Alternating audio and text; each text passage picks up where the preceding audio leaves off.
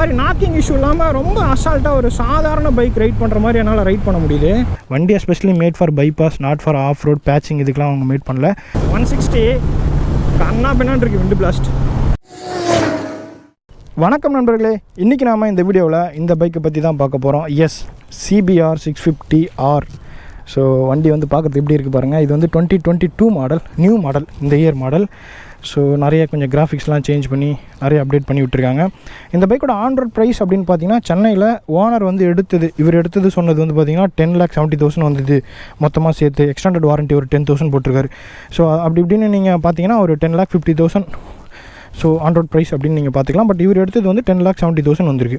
Okay, so வண்டி வந்து உங்களுக்கு சுற்றி காமிக்கிறேன். இந்த வண்டியை பொறுத்த அளவுக்கு இது வந்து 650cc ஹோண்டா லான்ச் பண்ணியிருக்க ஒரு சூப்பர் பைக். ஸோ எந்த அளவுக்கு அட்ராக்டிவாக இருக்குது பாருங்கள். எனக்கு தெரிஞ்சு அண்டர் 10 lakhs எக்ஸ்ஷோரூம் ப்ரைஸில் ஒரு பெஸ்ட் லுக்கிங் பைக் அப்படின்னு சொன்னால் இந்த வண்டி தான். இந்த வண்டி அடிச்சுக்கிறதுக்கு வேறு எந்த வண்டியுமே இல்லை. ஒரு சூப்பரான ரோட் ப்ரெசன்ஸ். வண்டி பார்க்குறதுக்கு 650cc பைக் மாதிரி இல்லை, நல்லா 1000cc பைக் மாதிரி தான் சூப்பராக பண்ணியிருக்காங்க. அண்ட் ஃப்ரண்ட் ஃபேஸிங்லாம் பாருங்கள், நல்லா ஒரு கிறிஸ்டல் கிளியரான எல்இடி பல்ப்ஸ். ஸோ வண்டி இப்போ தான் வந்து ஃபர்ஸ்ட் சர்வீஸ் முடிஞ்சு வந்திருக்கு நம்ம கைக்கு. கண்டிப்பாக இந்த வண்டியோட பொட்டன்ஷியல் செக் பண்ணலாம். இந்த வண்டியோட என்ஜின் அப்படின்னு பார்த்தீங்கன்னா உங்களுக்கு இன்லைன் 4 cylinder என்ஜின் கொடுத்துருக்காங்க. இதோட சிசி அப்படின்னு பார்க்கும்போது 648.7 சம்திங், 650cc அப்படின்னு வச்சுக்கோங்களேன். இது வந்து லிக்விட் கூல்ட் ஃபியூல் இன்ஜெக்டட் சிஸ்டமோட வருது. அதே வந்து ஹோண்டா வந்து ப்ரோக்ராமிங் ஃபியூல் இன்ஜெக்டட் சிஸ்டம் தான் இதுலேயும் கொடுத்துருக்காங்க. 6-speed transmission. முக்கியமான விஷயம், இந்த கிளச் வந்து பார்த்திங்கன்னா ஸ்லிப் அண்ட் அசிஸ்ட் கிளச் கொடுத்துருக்காங்க. ஸ்லிப்பர் கிளச் கொடுத்துருக்காங்க. கிளச் வந்து ரொம்ப லைட்டாக இருக்கும். அப்ஷிப் டவுன்ஷிப் ரொம்ப ஸ்மூத்தாக இருக்கும். இம்பார்ட்டன்ட். அண்ட் இந்த வண்டியில் வந்து இந்த எக்ஸாஸ்ட் வந்து ஆக்ராபோவிக்கு ஒரு போட்டிருக்காரு. இது வந்து 1,05,000 எக்ஸ்ட்ரா ஆட் பண்ணியிருக்காரு. பட் இதில் வர ஸ்டாக் எக்ஸாஸ்ட்டு பார்க்குறது ரொம்ப அழகாக இருக்கும். ஆக்ராபோவிக் சவுண்ட் வந்து ரொம்ப அதிகமாக கொடுக்கும். இன்னும் கொஞ்சம் நல்லா சவுண்டை இன்க்ரீஸ் பண்ணி கொடுக்கும். பட் இதில் இருக்க ஸ்டாக் எக்ஸாஸ்ட் சவுண்ட் அவ்வளோ வராது. ஹையர் ஆர்பிஎம்மில் உங்களுக்கு சவுண்ட் அந்த இன்லைன் 4ஓட சவுண்டு தெரியும். பட் இதில் லோ எண்ட்லேயே அந்த இன்லைன் 4 சவுண்டு பயங்கரமாக வந்து பம்பப் பண்ணி கொடுக்குது. ஸோ அதுக்கப்புறம் வண்டியோட பவர் அப்படின்னு பார்க்கும்போது 85.82 PHP அட் 12,000 RPMல கொடுக்குது. ரொம்ப மேக்ஸிமம் RPMல பார்த்துக்கோங்க நீங்கள் எவ்வளோ தூரம் RPM முறுக்கணும் அப்படின்னு சொல்லிட்டு. ஸோ கம்பேர் பண்ணி பார்த்தோம் அப்படின்னா இந்த ரைவல்ஸில் இது ஒன்றும் பெருசாக பவர் அண்ட் டார்க் கொடுக்கக்கூடிய வண்டி இல்லை. ஓகே, என்னன்னா பெஸ்ட் இதோட look plus Honda inline 4 cylinder கொடுத்துருக்காங்க. எனக்கு தெரிஞ்சு 650cc இப்போதைக்கு கரண்ட் மார்க்கெட்டில் இருக்கிற இன்லைன் 4 இது.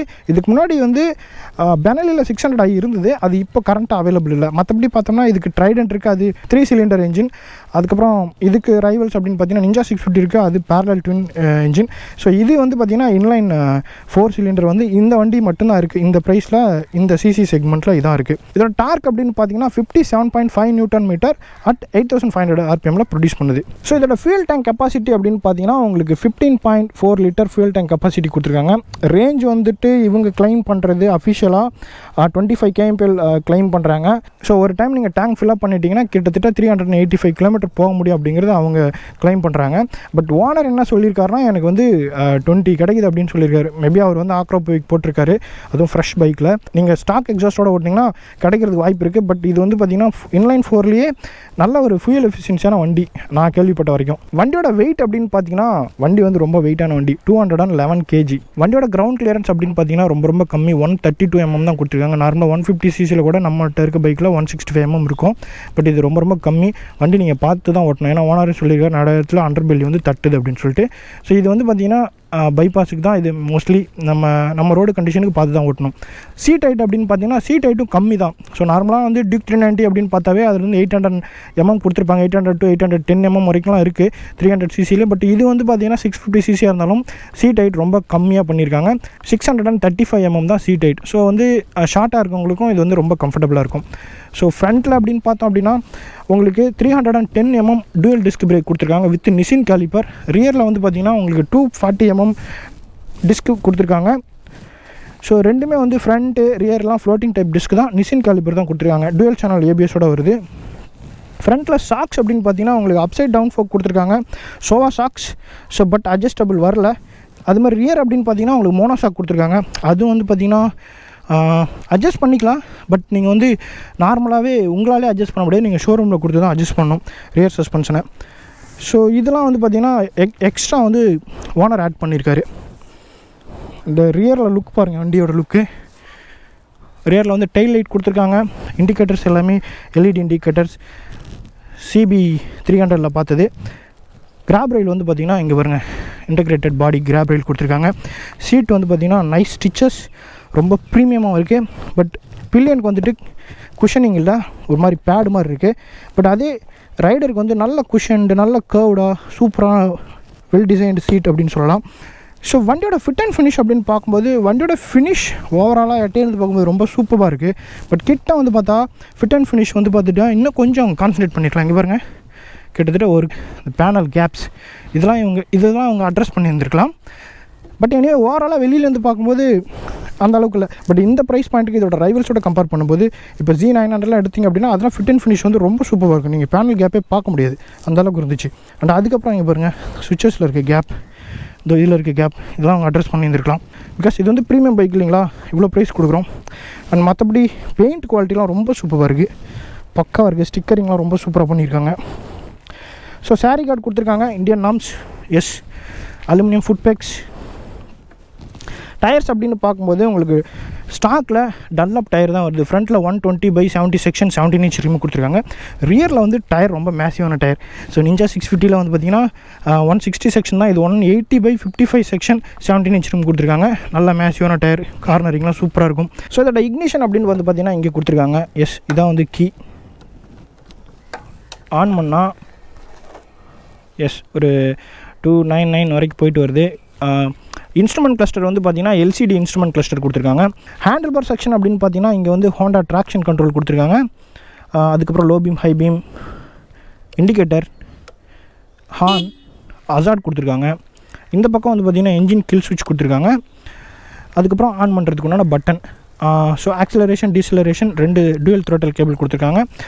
இந்த பக்கம் 5 ஸ்டெப் அட்ஜஸ்டபிள் பிரேக் லிவர், இந்த பக்கம் கிளச் லிவர் அட்ஜஸ்ட்மெண்ட் கொடுத்துருந்துருக்கணும், பட் கொடுக்கல, நோ ப்ராப்ளம். இன்ஸ்ட்ருமெண்ட் கிளஸ்டர் ரொம்ப கிளியராக இருக்குது. ஸோ இது வந்து பார்த்திங்கன்னா RPM, டெக்கோமீட்டர் 0 to 4 அப்படின்னு போகுது, 14,000 வரைக்கும் போகுது. டிஜிட்டல் ஃபியூல் கேஜி, கீர் பொசிஷன் இண்டிகேட்டர் சென்டரில் கொடுத்துருக்காங்க. இங்கே வந்து பார்த்திங்கன்னா ஆவரேஜ் காமிக்குது, மேலே கிளாக் இருக்குது, ஸ்பீடோமீட்டர் இருக்குது, ரைட் சைடில் ட்ரிப் மீட்டர் இருக்குது, இங்கே டெம்பரேச்சர் காமிக்குது. ஸோ இங்கே ட்ராக்ஷன் வார்னிங் இருக்குது, நியூட்ரல், ABS வார்னிங், அதுக்கப்புறம் ஆயில் ப்ரெஷர் இண்டிகேட்டர் கொடுத்துருக்காங்க. ஸோ சைடு மிரர்ஸ் அப்படின்னு பார்த்திங்கன்னா ரொம்ப ஸ்டெடியாக இருக்குது. சைடு மிரர்ஸ், விண்ட்ஷீல்டு எப்படி ரன்னிங்கில் எப்படி இருக்குது அப்படின்னு பார்ப்போம். ஃப்ரண்ட்டு வியூ வந்து பார்த்திங்கன்னா வண்டி லுக்கு சூப்பர், ஃப்ரண்ட் லுக்கு சூப்பர். வண்டியில் லுக்கு தான் பெரிய விஷயமே. ஸோ இப்போ நான் வந்துட்டு ரைட் பண்ணி காமிக்கிறேன் எந்த அளவுக்கு இருக்குது அப்படின்னு சொல்லிட்டு வாங்க பார்ப்போம். ஆல்ரைட் காய்ஸ், ஸோ என்னோடய ஹைட் வந்து பார்த்திங்கன்னா 5.8 feet டால், ரெண்டுமே ஃப்ளாட் ஃபுட் ஆகுது, 2 காலுமே.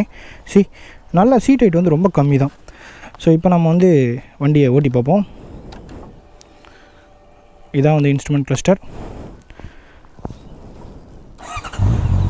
எஸ், இதான் வந்து sound.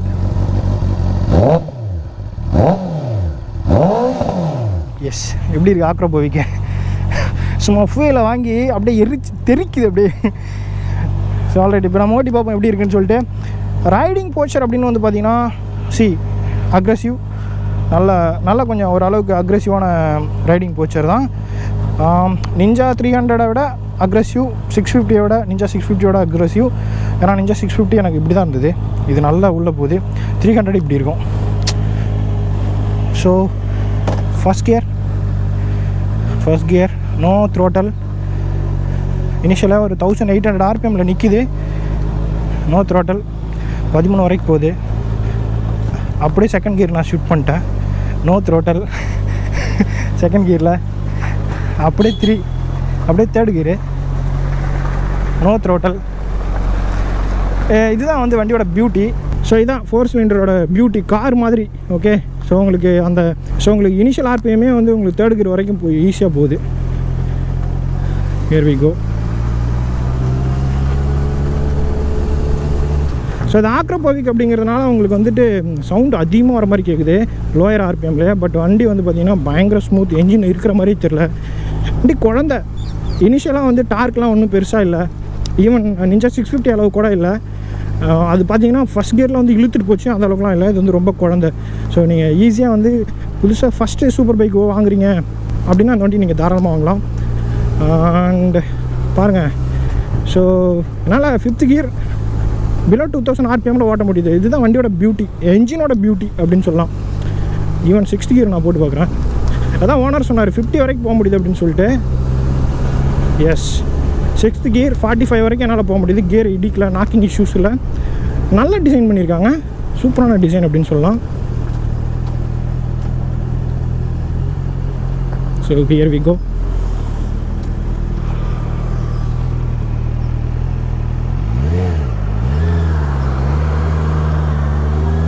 First gear 4000 RPM, second gear.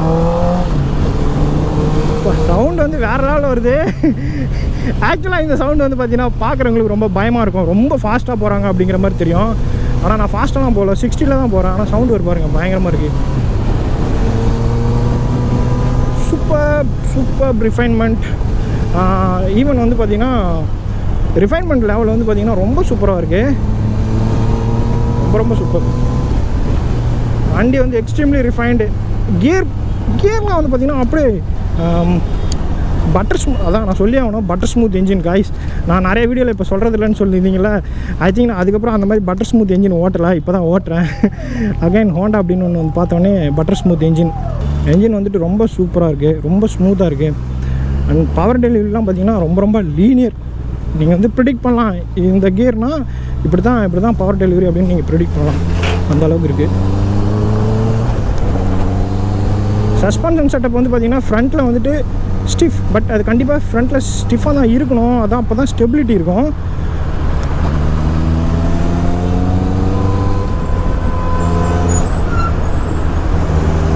What a engine.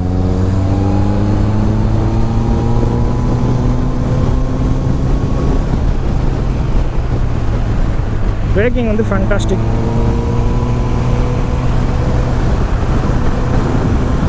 இதில் ஒரு பியூட்டி என்னென்னா இதோட கியர் பாக்ஸ் தான். Fantastic gear box. 6th gear போட்டுட்டு என்னால் ஒரு மாதிரி நாக்கிங் இஷ்யூ இல்லாமல் ரொம்ப அசால்ட்டாக ஒரு சாதாரண பைக் ரைட் பண்ணுற மாதிரி என்னால் ரைட் பண்ண முடியுது. சூப்பரான விஷயம். அண்டு விண்டு வந்து பார்த்திங்கன்னா விண்டுலாம் ஒன்றும் பெருசாக எனக்கு கட் த்ரூ பண்ணல, டேரெக்டாக என்னோடய ஹைட்டுக்கு ஹெல்மெட்லேயே அடிக்குது. இது வந்து பார்த்திங்கன்னா டம்மி விண்ட்ஷீல்டு, பியூட்டியாக தான். நீங்கள் வேணும்னா ஆஃப்டர் மார்க்கெட் போட்டு நல்லா இப்படி ஏற்றணும், அப்போ தான் வந்து உங்களுக்கு விண்டை கட் த்ரூ பண்ணும். அண்ட் சைடு மிரர்ஸ், பாதி சைடு மிரர்ஸ் வந்துட்டு என்னோடய ஜாக்கெட் மறைச்சிக்குது.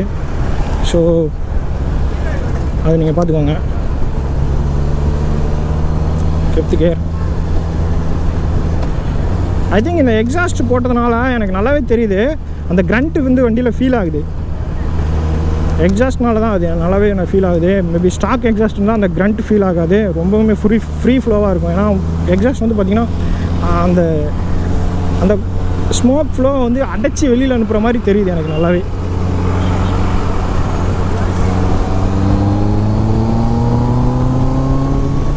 $4000 RPM வரைக்குமே இதில் ஒன்றுமே பவர் இல்லை, ரொம்ப லீனியர். நார்மலான பைக் ஓட்டுற மாதிரி தான் இருக்குது, ஒரு 150cc பைக் ஓட்டுற மாதிரி தான் இருக்குது 4000 RPM வரைக்குமே. வாவ். 4000 RPMக்கு மேலே போகும்போது தான் வண்டியில் அந்த பவரே தெரியுது. ஓகே,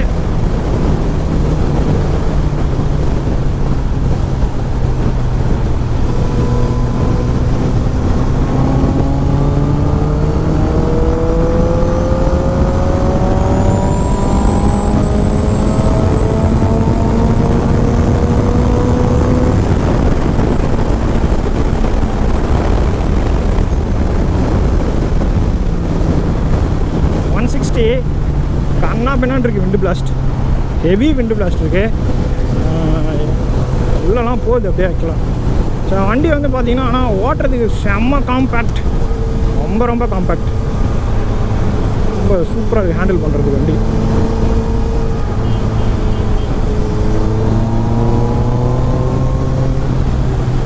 பட் எனக்கு பர்சனலாக வந்து பார்த்திங்கன்னா இந்த மாதிரி எக்ஸாஸ்ட்லாம் போட்டு வண்டி ஓட்டுறதுக்கு பிடிக்காது. I like only stock exhaust. எந்த வண்டியில் வருதோ அந்த ஸ்டாக் எக்ஸாஸ்ட் தான் பிடிக்கும். ஏன்னா R&D டீம் வந்து பக்கா ஒர்க் பண்ணி அதுக்குண்டான எக்ஸாஸ்ட்டு அதுக்குண்டான பவர் டெலிவரிக்கு தான் அதை போட்டிருப்பாங்க. ஸோ இந்த மாதிரி எக்ஸாஸ்ட் போட்டாவே தெரியுதுல்ல, இந்த மாதிரி அந்த கிரண்ட் வந்து பயங்கரமாக எனக்கு ஃபீல் ஆகுது, இந்த மாதிரி ஃப்ரீ ஃப்ளோ ஆகலை. அண்ட் இதில் வந்து பார்த்திங்கன்னா கம்ஃபர்டபுளாக இருக்குது வண்டி. வண்டியில் வந்துட்டு வண்டியில் குறை சொல்கிற மாதிரி எதுவுமே இல்லை, பயங்கர கம்ஃபர்ட்.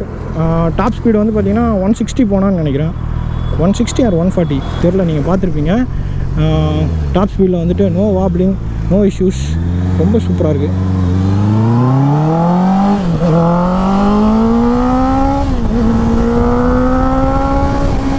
வா, தேர்ட் கியரில் 117. எஸ், 6000 RPMக்கு மேலே போகும்போது தான் வந்துட்டு உங்களுக்கு அந்த இது எஃபெக்ட் தெரியுது.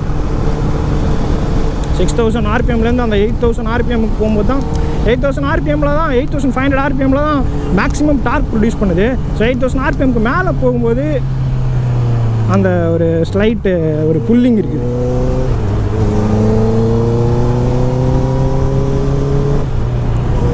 உட்கார்றதுக்கு கம்ஃபோர்ட், குடிக்கிறதுக்கு அண்டு டக் பண்ணுறதுக்கு எல்லாத்துக்குமே வந்து ஒரு சூப்பராக இருக்குது. வண்டி வந்து பார்த்திங்கன்னா ஒரு இவ்வளோ பெரிய வெயிட், ஒரு 211 kg வண்டியை ஓட்டுற மாதிரியே எனக்கு தெரியல. ரொம்ப வந்து வண்டியை மூவ் பண்ணதுக்கப்புறமே லைட் வெயிட்டான வண்டியை ஓட்டுற மாதிரி தான் இருக்குது. பட் அந்த வெயிட் எதுக்குன்னா ஹை ஸ்பீட் ஸ்டெபிலிட்டிக்கு தான். வண்டி வந்து சூப்பர் ஸ்டேபிள் வண்டி.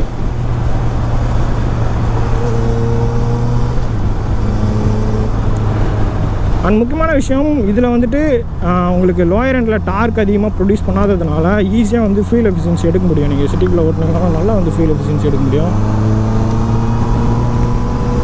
ஆனால் நீங்கள் ஓவர்டேக் பண்ணணும்னா கம்பல்சரி நீங்கள் ஒரு 6th கியரில் போய்ட்டுருக்கீங்க, ஓவர்டேக் பண்ணணும் அப்படின்னா நீங்கள் டவுன் ஷிஃப்ட் பண்ணி தான் ஓவர்டேக் எடுக்க முடியும். ஆனால் நீங்கள் 6th கியர்லேருந்து ஓவர்டேக் பண்ணணும்னா அகைன் நீங்கள் வந்து ஒரு 6000 RPMக்கு மேலே 8000 RPM கிட்ட நீங்கள் ரீச் பண்ணும்போது தான் நீங்கள் வந்து அந்த டார்க்கை வந்து ஃபீல் பண்ண முடியுது.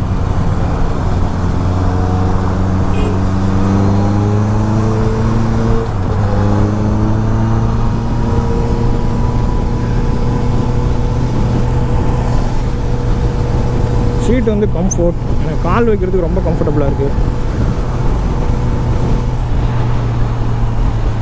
இந்த வண்டி ஒர்த் அப்படின்னு சொன்னால் நீங்கள் தாராளமாக கொஞ்சம் பார்க்கணும். ஏன்னா ரைவல்ஸும் நீங்கள் கம்பேர் பண்ணிக்கணும். Z900 அவுட் தேர் அது வந்து பார்த்திங்கன்னா உங்களுக்கு ஏகப்பட்ட ஃபீச்சர்ஸ் கொடுத்துருக்காங்க. வண்டி வந்து இதை விட லைட் வெயிட். வண்டி இவ்வளோ வெயிட் இருக்காது Z900 ஓட்டுறதுக்கு. தள்ளும் போது இவ்வளோ வெயிட் நான் ஃபீல் பண்ணலை. பட் என்னென்னா அது ஒரு நேக்கடு, அதுதான். ரைடிங் மோட் இருக்குது, power delivery, power and torque இதை விட அதிகம். ஐ திங்க் அதுவும் வந்து 20 வரைக்கும் கொடுக்குதுன்னு நினைக்கிறேன் மைலேஜ். பட் இதில் நான் ஃபீல் பண்ணுறது என்னென்னா 6th கியரில் வந்துட்டு எவ்வளோ லோ ஸ்பீடு போக முடியுமோ அவ்வளோ லோ ஸ்பீடு என்னால் போக முடியுது. அது வந்து குட் திங்.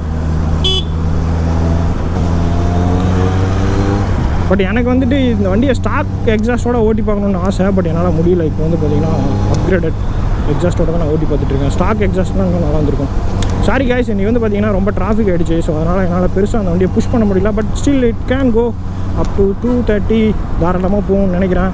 ஆனால் அந்த அளவுக்கு இதில் பொட்டன்ஷியல் இருக்குது.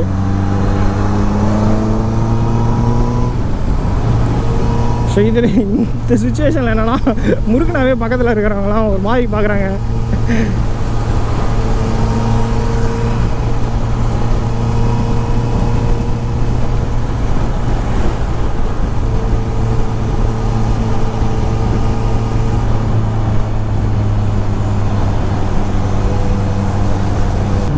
அண்ட் இதோட மெயின்டெனன்ஸ் அப்படின்னு பார்த்தீங்கன்னா உங்களுக்கு இதில் 3 சர்வீஸ் ஃப்ரீ சர்வீஸ் கொடுக்குறாங்க. ஒரு சர்வீஸ்க்கு வந்து பார்த்திங்கன்னா உங்களுக்கு 3500 rupees ஆவரேஜாக ஆகுது மெயின்டெனன்ஸ். அப்படின்னா ஆயில் சர்வீஸ், ஏர் ஃபில்டர், அந்த ஃபியூல் ஃபில்டர் சேஞ்ச், நார்மலாக கன்சியூமபிள்ஸ். அப்படின்னா மெயின்டெனன்ஸ் வண்டி வந்து பார்த்திங்கன்னா மற்ற ரைவல்ஸை கம்பேர் பண்ணும்போது இது வந்து மெயின்டெனன்ஸ் கம்மி. பட் ஐ ஃபீல் இது வந்து கொஞ்சம் அக்ரெசிவாக இருக்குது. ஃப்ரண்ட் ஹேண்ட் வந்து பார்த்திங்கன்னா அக்ரெசிவாக இருந்தாலுமே ஃப்ரண்ட் ஹேண்ட்லாம் லைட் ஓட்டுறதுக்கு மூவிங் வந்து ரொம்ப லைட்டாக ஃபீல் ஆகுது. எனக்கு பெருசாக ஃப்ரண்ட் ஹேண்டில் வெயிட் தெரியல.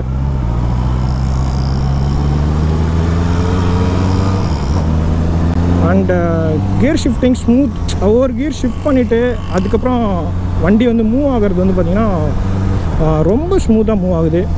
ஒரு மாதிரி அந்த சடனாக அந்த ஜெர்க்கு அதெல்லாம் அந்த வண்டியில் ஃபீல் ஆகலை. அது வந்து ரொம்ப ஒரு நல்ல விஷயம். ஆல்ரைட் காய்ஸ், ரொம்ப நேரம் நான் பேசிட்டேன். கண்டிப்பாக ரைட் பண்ணுறது உங்களுக்கு பிடிச்சிருக்குன்னு நினைக்கிறேன். வீடியோ பிடிச்சிருந்தால் லைக் பண்ணுங்கள், ஷேர் பண்ணுங்கள், மறக்காமல் இந்த சேனலை சப்ஸ்கிரைப் பண்ணுங்கள். ஏதாவது டவுட் இருந்தால் கமெண்ட் செக்ஷனில் தெரியப்படுத்துங்க, நான் ரிப்ளை பண்ணுறேன். ஸோ ஓனர் வந்துட்டு கடலூர் வரைக்கும் போகணும், அதனால் I have to leave the bike. மீண்டும் அடுத்த வீடியோவில் சந்திக்கலாம். அது வரைக்கும் நன்றி, பாய்.